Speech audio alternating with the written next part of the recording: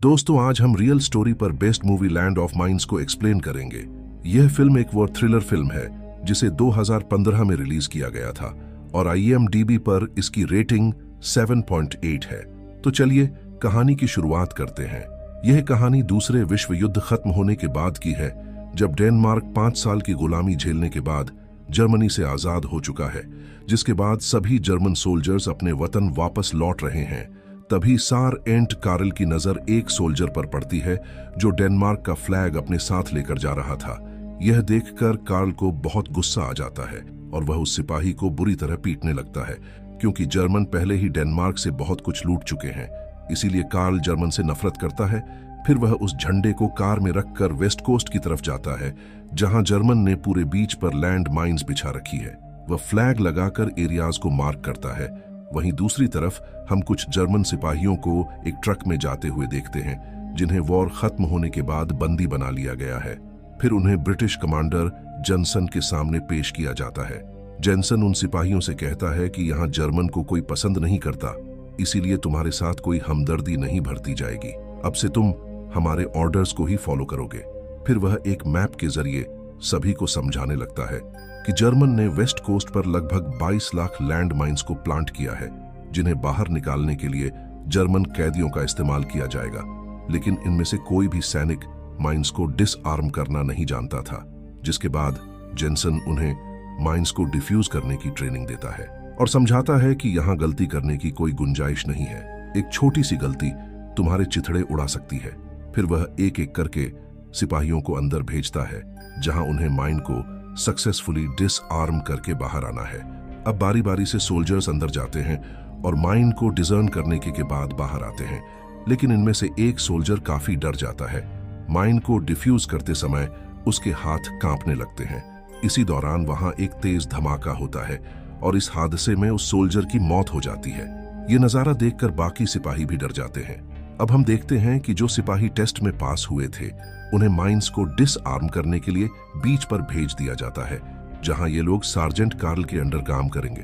Karl in German सिपाहियों के साथ बहुत शक्ति से पेश आता है। इस सैन्य टुकड़ी में 2 जुड़वा भाई भी थे, जिनकी उम्र काफी कम थी, लेकिन कार्ल के दिल में किसी के लिए कोई दया नहीं थी। जिसके बाद कार्ल उन्हें कॉस्ट साइड पर लेकर जाता है और बताता है कि जर्मन ने इस बीच पर 45,000 माइंस को प्लांट किया है, जिन्हें डिसआर्म करने के बाद बाहर निकालना है। अगर तुम लोग 6 माइंस पर घंटा निकालोगा तो यह बीच 3 महीने में पूरी तरह साफ हो जाएगा, जिसके बाद तुम लोग अपने घर वापस जा सकते हो। साथ साथ ही वह सबको चेतावनी देता है कि अगर किसी ने यहां से भागने की कोशिश की तो उसे कड़ी सजा मिलेगी। जिसके बाद सभी बच्चे माइंस को ढूंढना शुरू करते हैं। ये लोग बड़ी ही सावधानी से उन्हें डिजर्न करके बाहर निकालते हैं। ऐसा करते करते उन्हें शाम हो जाती है। फिर सभी लोग अपने अपने बोरे में घास को भरकर बिस्तर बनाते हैं और आराम करने के लिए एक घर के अंदर रुकते हैं। जिसके बाद कार्ल बाहर से दरवाजे को बंद कर देता है और वह खुद अपने डॉग के साथ पास वाले घर में सो जाता है। अब अगले दिन सुबह होते ही सब लोग फिर से काम पर लग जाते हैं और पूरे दिन लैंड माइंस को बाहर निकालने का काम करते हैं। लेकिन यह लोग पिछले 2 दिनों से भूखे थे, इसीलिए खाली पेट काम करना इनके लिए काफी मुश्किल हो रहा था। फिर काम खत्म होने के बाद सीएन कार्ल से मिलने आता है और कहता है कि हम लोग पिछले 2 दिनों से भूखे हैं, आखिर यहाँ हमारे लिए खाना क्यों नहीं आया। लेकिन कार्ल को इस बात की कोई परवाह नहीं थी। वह कहता है कि तुम्हारा काम मेरे ऑर्डर्स को फॉलो करना है, तुम जियो या मरो, इस बात की मुझे कोई परवाह नहीं है। तभी 2 जुड़वा भाई लेसनर और वर्नर की नजर एक छोटी बच्ची पर जाती है जो अपनी डॉल के साथ बाहर खेल रही थी। फिर लेसनर उस बच्ची के पास जाकर साथ खेलने लगता है और बातों ही बातों में उसका खाना चुरा कर ले आता है, जिसे यह दोनों भाई आपस में बांटकर खा लेते हैं। फिर सूरज के ढलते ही कार्ल उन्हें सोने के लिए घर के अंदर भेज देता है। लेकिन कार्ल के जाने के बाद उनमें से एक सैनिक खाने की तलाश में घर से बाहर निकलता है। फिर अगली सुबह जब यह लोग काम पर जाते हैं तो उन जुड़वा भाइयों में से एक की तबीयत खराब हो जाती है। यह लोग कुछ घंटे आराम करने के लिए कार्ल से परमिशन मांगते हैं, लेकिन वह इन्हें डांट कर वापस काम पर भेज देता है। जिसके बाद लेसनर अपने छोटे भाई को अपने पास सुला लेता है और वह खुद उसके हिस्से का काम करता है। लेकिन तभी एक और सिपाही की तबीयत बिगड़ जाती है और वह जिस माइन को डिफ्यूज कर रहा था उसी के ऊपर उल्टी कर देता है, जिसकी वजह से माइन फट जाती है और वह सोल्जर बुरी तरह जख्मी हो जाता है। इस हादसे में उसके दोनों हाथ बेकार हो जाते हैं। फिर सेबेस्टियन और लेसनर उसे उठाकर कार्ल के पास ले जाते हैं। ये सोल्जर चिल्ला चिल्ला कर बस यही कह रहा था कि मुझे अपने घर जाना है, मेरी माँ वहां मेरा इंतजार कर रही है। फिर कार्ल उसे नींद का इंजेक्शन देकर इलाज के लिए बेस कैंप भेज देता है। वहीं अब एक एक करके सभी सिपाहियों की तबीयत बिगड़ती जा रही थी। इन्हें पेट में दर्द और उल्टियां हो रही थीं। तभी एक सिपाही कार्ल को बताता है कि यह सब मेरी गलती है। उस रात में पड़ोस वाले घर से खाना चुरा कर लाया था, जिसे खाने की वजह से हम सब बीमार पड़ गए हैं। जिसके बाद कार्ल उस घर में रहने वाली महिला से मिलता है। ये महिला बताती है कि मेरे फार्म हाउस में खाने के लिए कुछ भी नहीं है।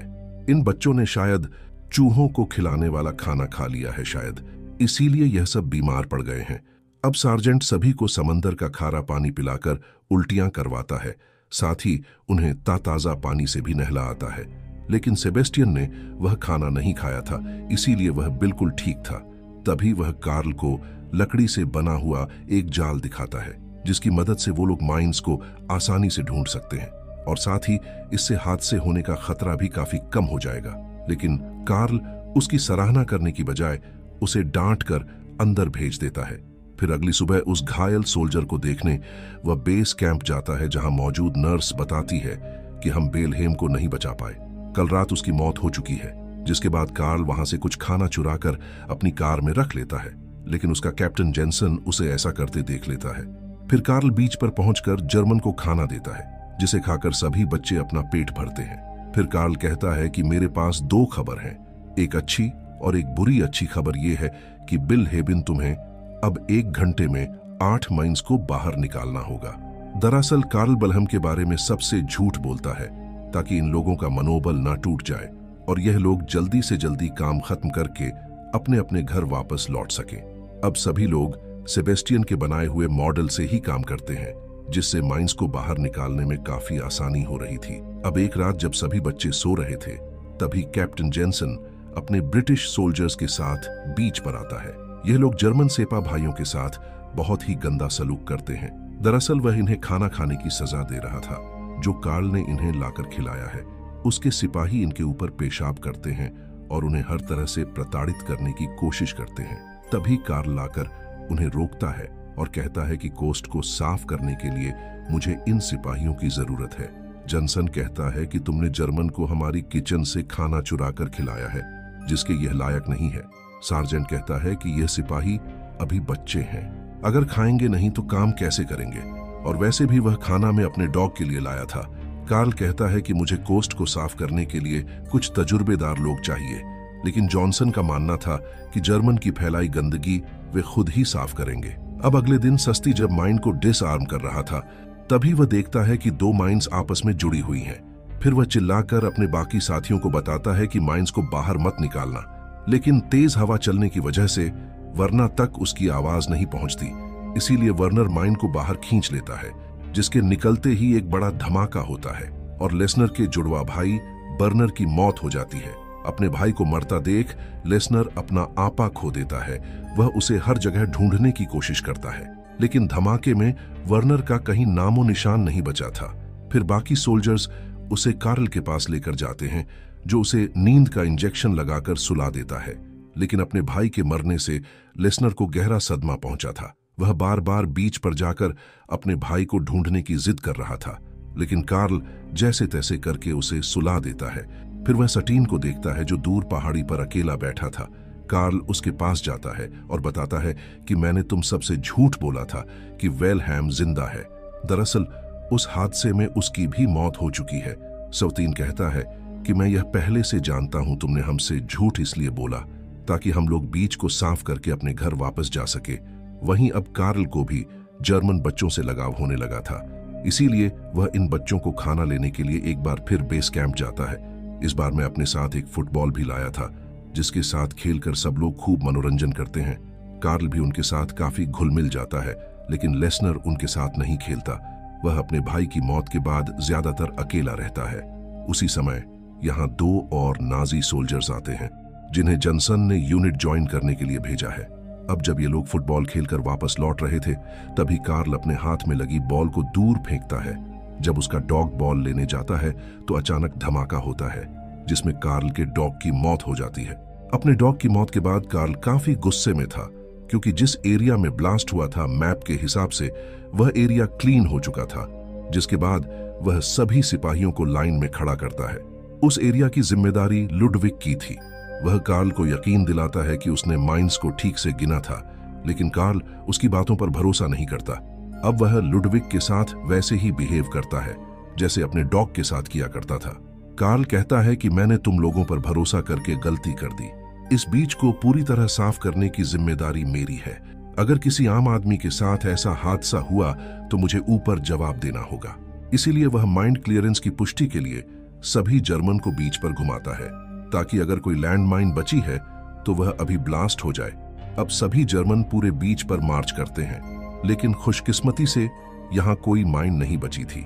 इसीलिए सभी जर्मन सोल्जर्स सुरक्षित थे। लेकिन इस डेथ मार्च के बाद हेलमेट काफी गुस्से में था। वह कहता है कि मुझे इन ब्रिटिशर्स पर बिल्कुल भरोसा नहीं है। यह लोग हमें कभी घर नहीं भेजेंगे, इसीलिए हमें यहाँ से भाग जाना चाहिए। फिर सटीन उसे समझाता है कि जब तक हम लोग सभी लैंड माइन्स को डिसआर्म नहीं कर लेते, तब तक कार्ल हमें घर नहीं भेजेगा। सटीन कहता है कि अगर तुम यहाँ से भागे तो कार्ल हमें भी मार देगा, इसीलिए सब लोग मिलकर उसे रोक लेते हैं। फिर अगली सुबह हम उस छोटी बच्ची को देखते हैं जो खेलने के लिए लैंड माइन्स वाले एरिया में चली जाती है। फिर उसकी मां दौड़ते हुए कार्ल के पास जाती है, लेकिन वह यहाँ नहीं होता, जिसके बाद वह जर्मन सिपाहियों को बीच पर लेकर जाती है, जहां वह लड़की अपनी डॉल के साथ खेल रही थी। वहीं कार्ल वापस आकर देखता है कि जर्मन यहाँ नहीं है। फिर लेसनर उसे बताता है कि वो लोग बीच पर गए हैं, जिसके बाद कार्ल भी वहां पहुंच जाता है। अब सेस्टी उस बच्ची तक पहुंचने के लिए माइंस को एक एक करके निकालने लगता है। तभी यहाँ लेसनर आता है और वह बिना डरे उस बच्ची की तरफ बढ़ने लगता है। कार्ल उसे रोकने की काफी कोशिश करता है। फिर वह उस बच्ची को बातों में उलझा रखने के लिए उसके साथ खेलने लगता है।